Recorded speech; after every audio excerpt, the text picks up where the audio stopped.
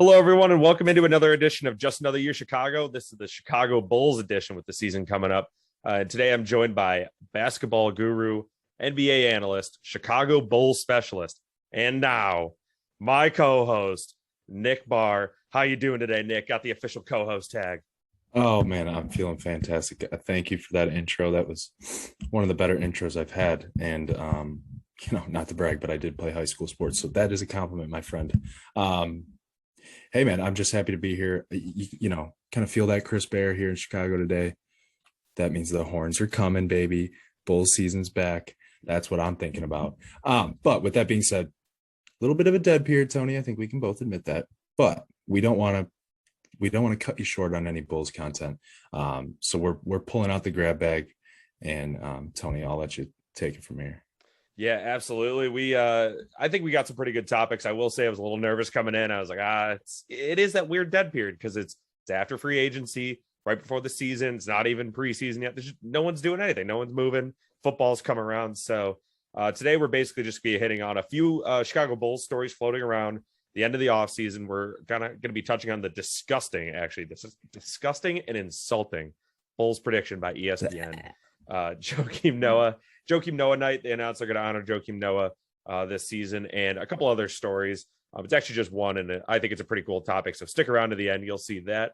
But before we dive in, we're going to thank our sponsor, Stupid Card Tray. I have a tray. It works. My mom actually stole it from me, and she has it in the back of her car. So we kind of keep just trading back and forth. She loves it. I love it. If you want to enjoy Bulls games at home or on the road, even more, head out to www.stupidcardtray.com and use code J16 JAY16 at checkout to get 16% off. Link is in the description. All right, Nick, let's talk about our Bulls. So, according to Daniel Greenberg, ESPN did some stupid, inaccurate simulation, and it spit out that the Bulls would end the season 40-42, the ninth seed.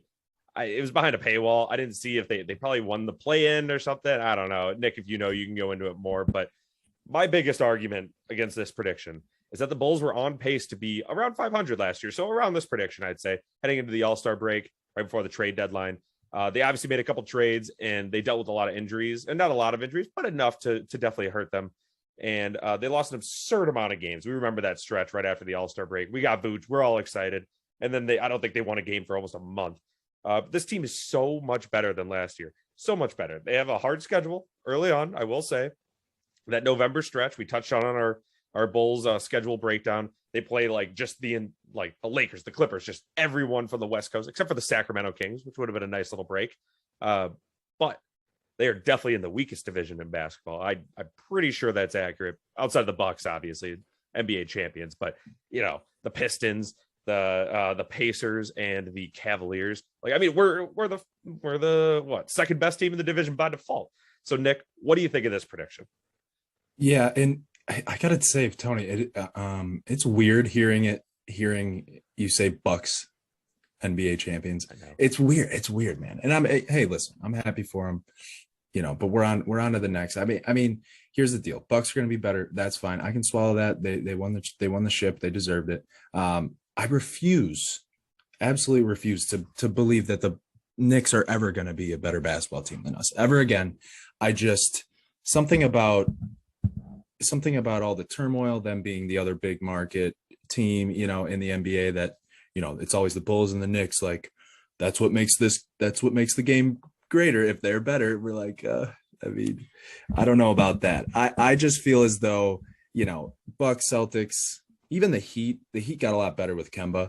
So they're going to be tough to beat. But 76ers, it just got reported that Simmons is not going to camp. So they could be up in the air. And again, like Tony said, the upside on the Bulls, you can't argue that they have a higher ceiling than the Knicks, Pacers. Like, yes, I know that they've proved more. Julius Randle's only getting better. He's clearly on kind of a tear right now. If that continues, we'll see.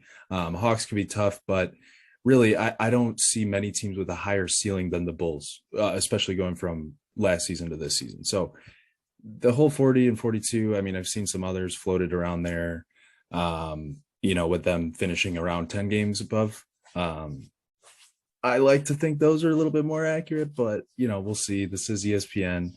They're the big dog. But listen, I don't care enough to go behind the paywall for this. I just don't. And I just don't believe that that's the case. Now, I think the only things you can really say are for sure Celtics, Bucks, Nets. But everything else, man, I really do think is up in the air in the East. I really do. I completely agree. Everyone's really down on DeMar. We talked about that the last podcast. I can't see him being as everyone's making him out to be just this bum. Like this guy that should have been out of the league. Maybe we paid a little too much, but that's basketball contracts. That's what happens this year. You overpay to get a guy to come to your city, lift you up, hopefully build a winning culture. But we'll actually have our prediction episode probably next week, right around before the preseason. So we'll get into that a little more. We'll tease our predictions. Let's just say I'm high on the Bulls, baby. Yeah. Yep. So first preseason game, October 5th. Remember? Yes, Cavs. October 5th, right around the time that the White Sox will be in the playoffs, but that's a whole different podcast. So we'll go on to topic 2. Joakim Noah night has been announced October 28th. It's against the New York Knicks, the team you were just bringing up. Tom Thibodeau will be back in town. Never learned how to say it. We'll be back in town against the Knicks. Shout out for the Bulls. I will say, shout out to the Bulls for scheduling the perfect night for this. Tibbs is the best coach the Bulls have had in the last 20 years since Phil Jackson. That's basically what I was going off of. And Noah has been very adamant that the Bulls would have won the championship that year that Derrick Rose got hurt. One of the worst years, sports years in recent memory for Chicago sports fans. So it's really cool that they're deciding to honor the enigma that is Joakim Noah when his former coach is in town. But Nick, what do you think of this scheduling move? I mean, it's a beautiful move. I think, obviously you got a little bit of background on this one between the two teams. Not only are they huge franchises, but just with Joakim Noah playing on both franchises. And like you said, I mean, listen, Tibbs gave us some glory years. If you think about our lifetimes, I mean, they didn't get better than that. So you can't deny that. And I think Tibbs is awesome on paper. And that's why the Knicks, partly are scary. But what I'm looking forward to, a little underlying kind of beef, if you will, not beef that exists currently, but if you're two coaches and you're competing to be the best coach in franchise history, I would want to beat up on Tibbs a little bit. And I just think that Billy Donovan, he just seems like such a nicer guy, just a more fun, like a player coach, right? He came from college, but obviously he had some, success there, and also coach Joakim Noah. But I just want Billy Donovan this year, if anything, to prove that he can be a better coach than Tibbs, and he can bring this new look Bulls to the forefront like we were back in the glory days, if you will. So I want him to stomp out Tibbs, not even just because I want the Bulls to win over the Knicks, but because I want Billy Donovan to beat Tom Thibodeau. That's fair. I completely agree. I totally forgot that Billy Donovan coached Joakim Noah, so they didn't even have to schedule that. He's just on the team, or he's coaching the team, so that worked out really well. Get both of his former coaches in, probably the two times he had the most success. So that is pretty cool. Now that learn something new every day, folks, and that's what it's all about. I guess I knew it, but you remember something new every day. How about that? So let's go into a little more fun topic. Wrap up the show. Not that those first two weren't fun, however. This one is obviously a little more trivial, a lot more subjective, if you will. So this one, Nick actually sent me an article. They were kind of talking about 3 players that could still play in the NBA today. I actually didn't read it, I'll be honest. I wasn't sure if they were saying at their current age could still play in the NBA, or if it was take them from their prime, put them into the NBA now. But how we're going to do it is, so who are 3 players that peaked before 2000? We're not going to say, oh yeah, a guy that's in the NBA could still play in the NBA today. Duh. 3 players that peaked before 2000, in your opinion, that could still play in today's NBA. They were brought from their prime to now. And 1 player that a lot of people might think or might say could, however, you don't think they can. I'll start. So I'm going to say just off the board, yeah, Michael Jordan. Duh. I'm back. We're in the 45. He's even got the thing the day he came back, all that. Yes, he could do it. That doesn't count. Next guy after that, Larry Bird. Duke, he just played an entire game lefty. Like, he just had the fundamentals where I think he could pick up this game. Yes, he was very slow, but he could shoot before shooting was cool. And that's why I do think that he could at least hold his own. I'm not saying these guys are going to be the greatest basketball players of all time still. However, I do think that it's just a tough guy too. I think they could still hold their own today. Kareem, he was tall. The whole point of the sky hook is the fact that it's unblockable. As much as I hate it, I pretend to hate on Kareem to some of our Bucks fan friends because they always say he's better than Michael Jordan. He's not. That's a different story. You just have to. But the sky hook was unblockable. That's just a fact. No one does it today. Maybe that's just because it doesn't look cool. I don't know what the reason is exactly. Maybe shooting forms have just gotten a lot better. But he's definitely my number 2. And then my third is Dr. J. The dude was just an athletic freak. And that's really what you need in today's NBA because yes, the big man's coming back. And obviously, shooting has become a much bigger thing. And I think he could shoot. I think he was a good shooter. But at the same time, he can just get to the hoop. That's all he has to do. He doesn't have to worry about, Dennis Rodman tackling him into the stands or any of that from the past. Now he can just get to the rack, do his up and under, all the magical stuff that made us, think of him as Dr. J instead of just Julius Erving. My one player who people would probably say can, but can't, Will Chamberlain. I think he was just tall. I straight up just think he was tall. I think, yes, if he was brought up at his height and, everything, yes, I think he could maybe transform into a good basketball player just because of his size.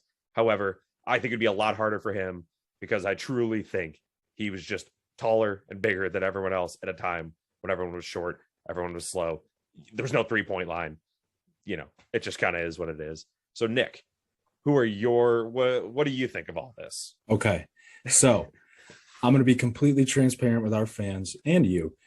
I read this a little bit differently. I read it as when you said can pick or can play, I thought you were saying those are the players. These are examples of players I can pick. And then I thought you were saying I can't pick Wilt Chamberlain or Jordan. So that's kind of how I took it. So I took it as but I can do this on the fly. So first of all, I want to make it a little bit Bulls specific, and then I'll go overall NBA. So for Bulls specific, and obviously I'm not gonna pick Jordan. Okay, I'm gonna make it a little bit more interesting than that, but still applies. So Steve Kerr, I want him on the team right now if we can. That'd be nice. I don't mean in his current form, but Steve Kerr as he peaked before 2000. I believe he played past 2000 though, I think. But anyways, so he shot 45% from 3 career. Yes, he's small, but he's such a smart player. I just feel like his because nowadays in the NBA, you want court vision, you want these guys that are smart that can play different positions. Now, maybe he can't play another position like that, but lights out from 3, that's the biggest piece of the game these days. And, one of the most cerebral players to ever play. Yes, Steve Kerr, the boy, Tony Kukoc, 6'11". He'll take you off the dribble. He can shoot the 3 too, lefty too, no big deal. I would actually really like to see him play. And of course, you get all the Dirk comparisons and stuff like that. I would like to see how that actually would pan out. And then obviously Scottie Pippen. I mean, I don't need to elaborate on that. But when we're talking about all NBA, I think I did quite a bit of thinking on this. So I think I would want Grant Hill the most. And we're talking about Grant Hill, before he got injured. So yes, when he peaked, but I'm talking early peak, you know what I mean? When he first got in the league, he was averaging, 22 points a game, rookie of the year, 9 boards, 6. He actually kind of resembles how Giannis plays. And Giannis isn't even, I would argue he hasn't even gotten fully well-rounded enough to even be considered like a Grant Hill type, but he would be like the comparable. And then, Reggie Miller, obviously, and if you can play like a point forward hybrid too, like Grant Hill does, I think that plays really well in today's NBA. People love the point forward hybrids. 6'7", shoot the lights out. So if you notice, there's a theme here. I'm definitely going for 3-point shooters, but some that have some size too, and that can take you off the dribble since everyone's so versatile. That's kind of the approach I took. Yeah. There you go. And you didn't really pick anyone that can't, that maybe people think they can, but that's perfect because I think Reggie Miller would be one of those people. So that's okay. So what so you think he would get pushed around, or what do you think? Yeah, I think he was a good shooter for the time, and I just don't think it would translate. Well, I guess you could say that about Larry Bird. You could say that about literally everyone I said. But I don't know. Maybe I just don't like him. Maybe it's just because I'm a Bulls fan. My dad hates him. Yelled, "Hey Reggie, can I see your rings?" at him as he was walking away one time. Oh no, that's fair. Yeah, no, I hate Reggie for sure. I may just hate be him. biased. Yeah. Maybe. Either way, my final thought, just to wrap things up, I just want to say I want to see the Madhouse on Madison return to form this coming year. The years to come. The fans are back. We have the most passionate fan base in the world. We saw the Bears against the Bengals. We were like, oh, Andy Dalton started, but it doesn't matter. We went all out. The Blackhawks still turn up, even though they've just been garbage for the past couple of years. Hopefully they'll be back. White Sox fans, we see them just fighting each other in the stands because they're so just happy to be out and about. I want opposing teams to hate coming to the United Center. Old Chicago Stadium. My dad tells me stories. You hear the old guys talk about it back before 94. It was just it was a barn. It was a tiny little barn, loudest place in the world. Go look it up. I obviously wasn't alive for it, but that's kind of how that's how I got the name Madhouse on Madison. I want us to return to form, make sure that, we're counting when Giannis is shooting free throws, all that jazz. Let's kind of rattle the opponents. But with that will do for another episode of Just Another Year Chicago. My name is Tony Sapita. Thank you to my new co-host, Nick Barr, for joining me again today. Thanks for tuning in. Until next time, see ya.